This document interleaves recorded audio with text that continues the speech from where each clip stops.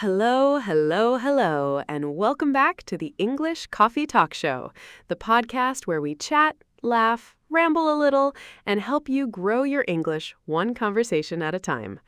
I'm Eva, and as always, I am joined by the one and only James. James, good morning. How are you doing today? Good morning. I had to check my phone twice before walking in because it is so gray and gloomy outside that my brain just refused to accept it was daytime. Like it was saying, no, go back to bed. And honestly, I almost listened. A personal attack. Exactly. Nature looked at my schedule and said, let me make this harder for you. And the worst part is, I almost didn't make my coffee this morning, which would have been a genuine catastrophe. I cannot function without coffee. That's just a biological fact about me. Ugh, tell me about it. What's your coffee routine? Because mine is going to sound a little intense. I make a pour-over every single morning. I heat the water to exactly 93 degrees and pour it in a slow, circular motion. 7 minutes total, and I love every single second of it. 93 degrees. You said 93 degrees with a thermometer. Yes, with a thermometer. Don't judge me, James. Don't you dare. 93 degrees with a thermometer. I'm deeply impressed and a little intimidated. My coffee routine is, and I'm not proud of this, I put a pod in the machine, press a button, and stare at it like a zombie while it makes the noise. Sometimes I forget to put the cup under the spout and it just sprays everywhere. That has happened more times than I would like to admit. James. Okay, that's chaotic, but kind of adorable. Speaking of figuring out life as you go, today's episode is all about university life, campus culture, academic socializing, all of that. A lot of our listeners are at university right now, thinking about going, or just want to understand the vocabulary people use in English university settings. James, are you ready to dive in? So ready. University campus life is one of my favorite topics. I have stories, some funny, some embarrassing, most of them both at the same time. Let's talk university. Perfect. So let's start kind of from the beginning. Like, let's say you're a brand new student. You've just arrived at university for the very first time. What's the very first thing that typically happens in a lot of English-speaking universities, especially in North America? The very first thing, and this is a big one, is orientation, or especially in Canada and parts of the US, Frosh Week. Orientation is a period right at the start of first year, usually a few days to a week, where the university officially welcomes new students. It's designed to help you get familiar with the campus, meet people, and understand how everything works, where the library is, how to register for classes, where to go if you have a problem. All that practical stuff. And Frosh is just slang for freshman, a first-year student. So Frosh Week is literally the week for first years. It's usually packed with events, social mixers, campus tours, team games, all designed to get you connected with your peers before classes even start. Exactly. Then once orientation is over, classes start. And suddenly you're sitting in lecture halls. Some of them hold 3, 4, or even 500 students. You've got a professor at the front, sometimes with a microphone, big screens everywhere. It feels less like a classroom and more like a theater, honestly. A theater, exactly the right comparison. I remember walking into my first lecture hall thinking, where do I even sit? The social dynamic of where you sit is a real thing. It absolutely is. Front row, the overachievers, middle section, the safe zone, back row for people who want to exist but not be seen. I spent a lot of time in the back row, I'll be honest. Ha! I was middle section, engaged but a little anonymous. And speaking of engagement, one important thing students should know about is office hours. James, can you explain? A lot of international students find this concept confusing at first. Yes, office hours. These are specific times each week when a professor or teaching assistant sets aside for students to come and talk to them one-on-one. What surprises many students, especially international students, is that professors actually want you to come. It's not interrupting them. It's literally scheduled time for you. You can go to ask about a lecture, discuss a paper, get feedback on your ideas, or just talk about the subject. And the wild thing is, most students never go. Professors are sitting there, available, and no one shows up. Going to office hours, especially early in the semester, makes you memorable, builds a relationship, and can genuinely help your grades. It's a massive missed opportunity. Such good advice.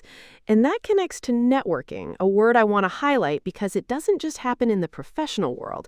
It starts at university. James, what do you think of when you hear networking on campus? Networking means building and maintaining relationships with people who can be professionally or academically useful to you, and you to them. It's a two-way street. At university, it's happening all the time without you realizing it. When you sit next to someone in a seminar and discuss the reading, that's networking. When you join a campus club and meet your future business partner, that's networking too. When you go to office hours and make an impression, that's networking too. And I love that you mentioned seminars because that's a term I want to make sure we explain for our listeners. Because a lot of people know the word lecture, but seminar is a bit different, right? Yeah, totally different vibe from a lecture. A lecture is one-directional. Professor talks, you listen. A seminar is smaller, maybe 15 to 30 students, and much more interactive. Everyone participates. You discuss texts, debate ideas, respond to classmates. You're expected to come prepared and contribute. And seminars are incredible for your English because you're forced to articulate complex ideas out loud in real time. So true. And alongside classes, there's the whole social side, extracurriculars. That's basically everything you do outside your actual classes. Campus clubs, sports teams, student government, debate clubs, volunteer programs. I genuinely believe extracurriculars are just as important as coursework for building confidence and social skills. 100%. For English learners, joining an extracurricular is like a cheat code. You're suddenly using English in a relaxed, low-stakes context about something you actually care about. No grade, you can make mistakes, and just laugh about them. It's probably the fastest way to get fluent, just talking about things you like with people you're getting to know.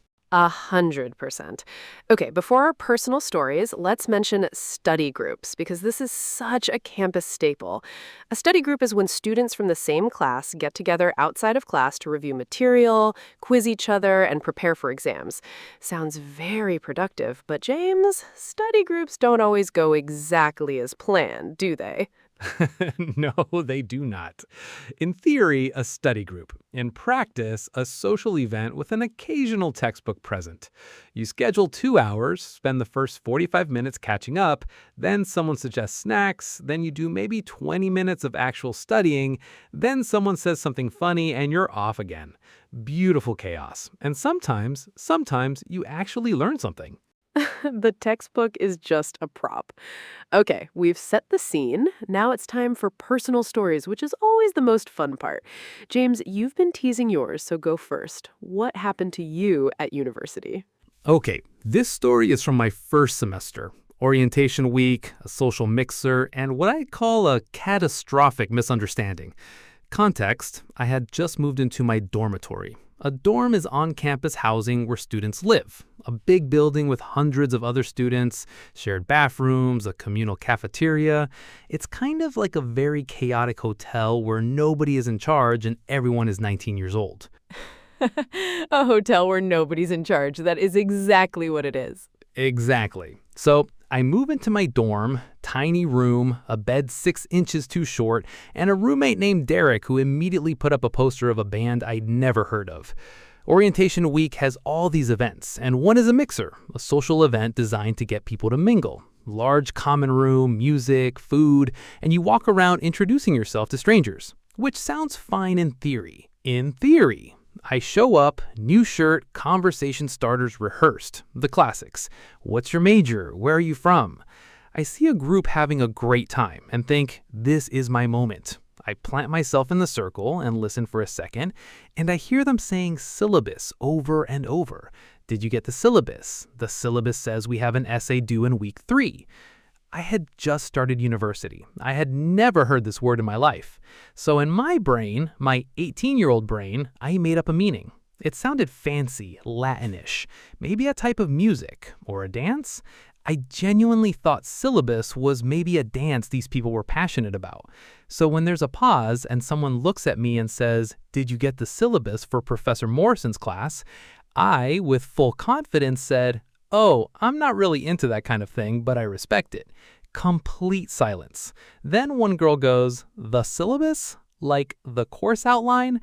And I said, "Oh, yes, that, obviously." Then I excused myself and went directly to the snack table for the rest of the evening. James, I'm crying. That's the best story. Okay, learning moment. A syllabus is the official document a professor gives students at the start of a course. It lays out everything. Topics each week, assignments, deadlines, the grading breakdown, attendance policies. It's the roadmap for the entire course. When a professor says it's in the syllabus, that means you should already know this. Very important.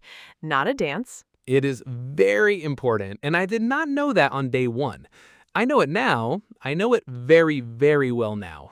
I read every single syllabus I ever received after that moment, cover to cover, twice, just to make absolutely sure I never confused it with a dance again. Now it's my turn, and I think mine is on a different level of embarrassing. Second year of university, I'm not a Frosh anymore, so I should have it together. I was in a study group for my literature seminar. Me, Priya, who was incredibly smart, quiet but funny Tom, and Marcus, who organized the group and was very, very serious about studying. Admirable and slightly terrifying. Right, yeah. Every study group has a Marcus. So we're in the university library, an enormous building, 5 floors with silent study zones, group study rooms, computer labs. These rooms were a hot commodity. You had to book them in advance. Marcus had responsibly booked room 3B a week ahead. It was in the group chat, very clearly communicated. Room 3B. Simple enough. I get to the 3rd floor, see a door ajar with voices inside, and I just push it open and walk straight in. Books, coffee cup, tote bag, very cheerfully, "Hey everyone, sorry I'm a little late." I look up, it's not my study group, 5 strangers, chemistry textbooks everywhere, all staring at me like I've just landed from another planet. Oh no! Oh no, no! Chemistry equations on the whiteboard. Nobody I recognized. I had walked into room 3D instead of 3B because apparently I read the door signs with approximately 0 attention. So I did what any reasonable person would do. I said, "Oh wow, you guys really redecorated." And then I backed out slowly. Found room 3B around the corner where Marcus was sitting with his color-coded notes. He looked up and said, "You're 4 minutes late." Not, "Hi," not, "No problem," just, "You're 4 minutes late." Marcus, you really redecorated. I love that. That is the kind of quick thinking under pressure that you can only get from pure panic. You guys really redecorated. Pure panic instinct. I still think about those chemistry students sometimes and hope it made their day. Okay, we've covered so much ground today. University life is such a rich topic, but let's make sure before we wrap up that we give our listeners a clear vocabulary summary. That's the whole point of the show. Right, exactly. The vocabulary came up organically. That's the beauty of natural conversation. Let's do a quick roundup. Eva, kick us off. Absolutely. Orientation, the official welcome period at the start of first year to help you get settled and familiar with the university. Frosh Week, the casual North American term for the same experience. Frosh meaning first-year student. Dormitory or dorm, a Boncampus housing where students live, a big shared building. Lecture hall, a large tiered auditorium-style room where a professor delivers a lecture to hundreds of students. And seminar, smaller, more intimate, discussion-based class where everyone is expected to participate. And I'll add the syllabus, the essential course document with all your assignments, deadlines, grading, and policies. Treat it like gold. Then office hours, the scheduled times when professors are available just for you. Go to them. Extracurriculars, all the clubs, sports, and activities outside class. For English learners, these are language building. And networking, building genuine reciprocal relationships with professors and peers that support you academically and professionally. That is such a great list. For all our listeners, whether you're studying in an English-speaking country now, preparing to, or just learning English, these words will come up. Knowing them means you'll feel confident when they do. You won't be wondering if a syllabus is a dance style. which, for the record, would still be a great dance name. But seriously, having these words ahead of time is one of the most practical things you can do if you're preparing for an English-speaking environment. Exactly. All right, so let's wrap up with our top 3 takeaways for English learners from today's episode. James, I'll let you start. Okay, number 1. Don't be afraid to not know something. Whether it's the meaning of a word, the location of a room, or the fact that a syllabus is not a dance. Not knowing is the starting point of learning. The key is to ask, to look it up, to stay curious. University life and English rewards curiosity every single time. Number 2, get involved. Use every resource. Go to seminars, attend orientation, join a campus club, form a study group, go to office hours. Students who thrive aren't just the ones who study hardest in isolation. They're the ones who engage with people, with ideas, with opportunities. And every single one of those interactions is also a chance to practice your English in a real context. And number 3, give yourself grace. University is a transition, new, intense, exciting, and overwhelming all at once. You are going to walk into the wrong room. You are going to mishear a word and claim you don't like the syllabus as if it's a genre of music. That is completely normal. Every person around you is going through the same thing. The goal isn't to be perfect. The goal is to keep showing up. Keep showing up. That might be the most important advice on this entire podcast. And it applies to learning English, too. Every episode you listen to, every conversation you have, every word you look up adds up. You are doing so much better than you think. We're so proud of you for being here and learning with us today. Absolutely. And on that note, thank you so much for spending part of your day with us. It genuinely means the world to us that you tune in episode after episode and trust us to be a part of your English learning journey. We don't take that lightly. And if you want to keep this going, and we really, really hope you do, here's what you can do right now. Subscribe, whether you're listening on Spotify, Apple Podcasts, YouTube, or wherever you get your podcasts. Subscribe so you never miss an episode. Turn on notifications so you're the first to know when we drop something new. New episodes every single week with more topics, stories, and vocabulary just for you. And please leave us a review. It sounds small, but it makes a massive difference.